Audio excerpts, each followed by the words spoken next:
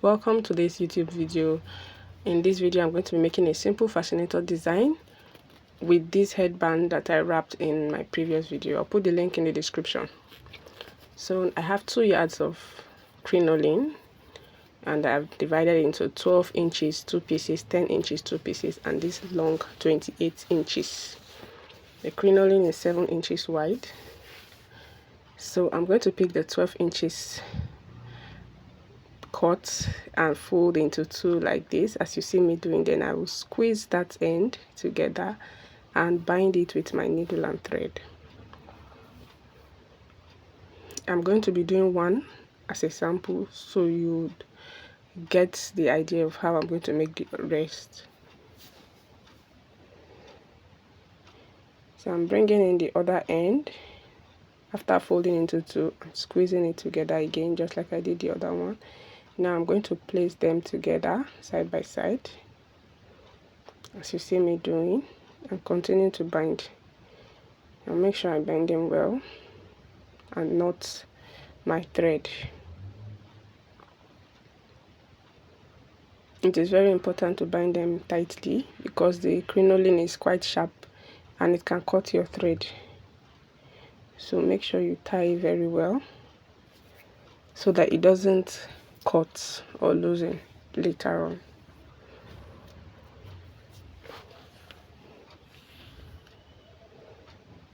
So you see the way I'm making this end for one of the crinoline pieces. I'm going to be joining the 2 12 inches like this. I'll put one on the left side, one on my right side, and join them at the center like this. You'll understand what I'm saying later, because the video is not complete. I didn't know my camera was not recording when I was binding it to make the bow, so I'm trying to describe it now while I'm doing this. So I've made this, I'm trimming off the edge. So when I'm done with the 2 pieces for the 12 inches, I'll put them together, one on the left, one on the right, and bind them together at the center. Then I'll place the 10 inches on it. That's the 10 inches will be on the 12 inches, and bind all 4 together. As you see, they are now 4.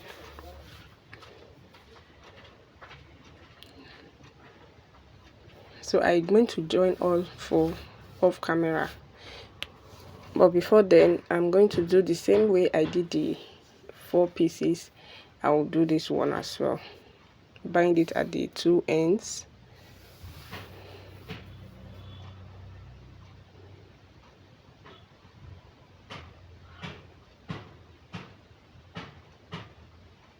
If you're yet to subscribe, please do so before the end of the video.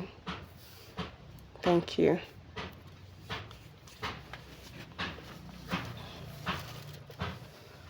So the same way I did the other 4 is the way I'm doing this one. In order not to make the video too long, I'm trying to cut off unnecessary parts. So I didn't record where I made the bow with the 4 pieces at 12 inches and the 10 inches. So the 12 inches I placed them first, binding them in the middle, making one be on the right side, the other be on the left side. So I binded them in the middle. Then I placed the 10 inches on, binded them in the middle together.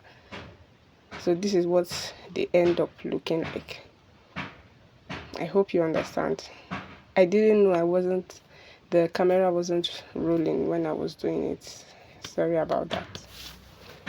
So I hope you understand what I just described, where I binded all 4 together like that at the middle. So now this long pieces is 28 inches. You can make yours up to 30 inches or even 32 inches. So what I'm about to make now is like a, should I call it rose or flower? Like you see me making 2 circles. Mine is 28 inches long, so if yours is more than 28 inches, you can make 3 of these circles. I hope you understand what I said. Mine is 28 inches.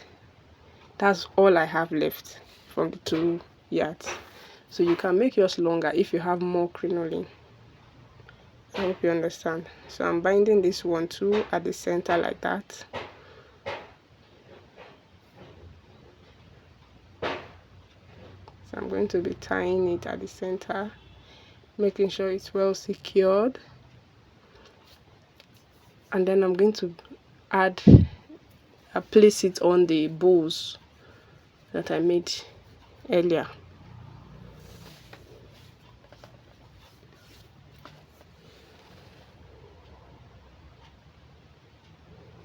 If you're yet to subscribe, please don't forget to hit the subscribe button and the bell icon also, so that you'll be notified when next I post a video. If you have any questions, you can drop them in the comment section.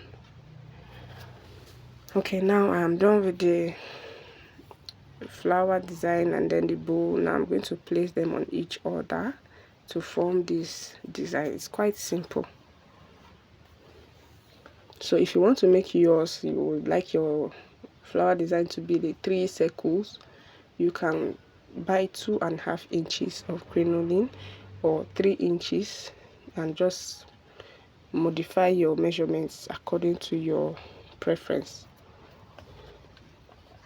So now I'm binding all of them together. So that middle part is quite thick and some parts of it is sharp. So I'm going to cover that middle part with my bias, the shiny bias I used to cover my headband, this one. So I'm going to use the shiny bias to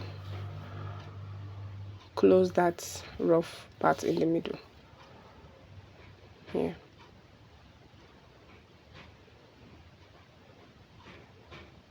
So I'll just apply some glue and then roll it around that middle part to cover the rough edges.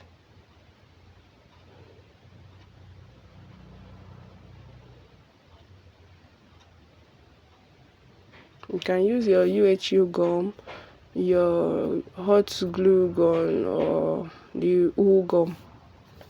I'm using B6000. You can also use other B variants, other B glue variants.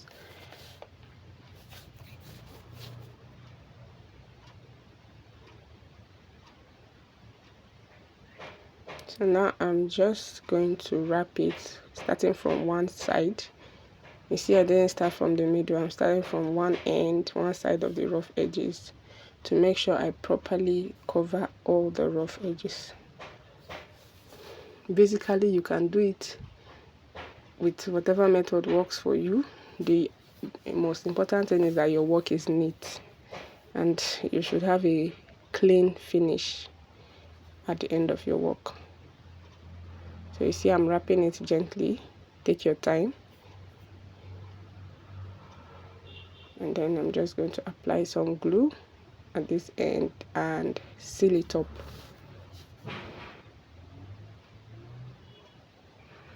As you see, that's done.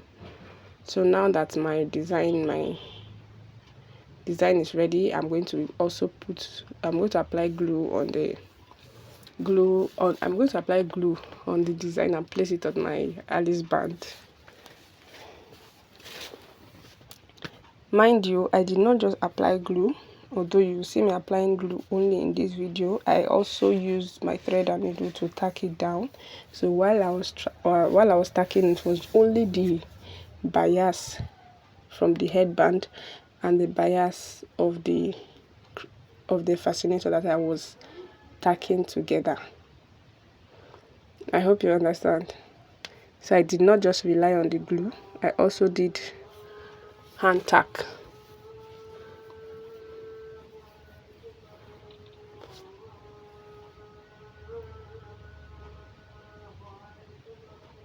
So now I'm just going to be pressing down and blowing a little air on it so that it can dry up. So here I've glued it and I have also tacked down. You can see. Now I'm done. So I'm just putting it on my mannequin to show you what it looks like. So you can place yours at the center or on either side. Thank you for watching. See you in my next video.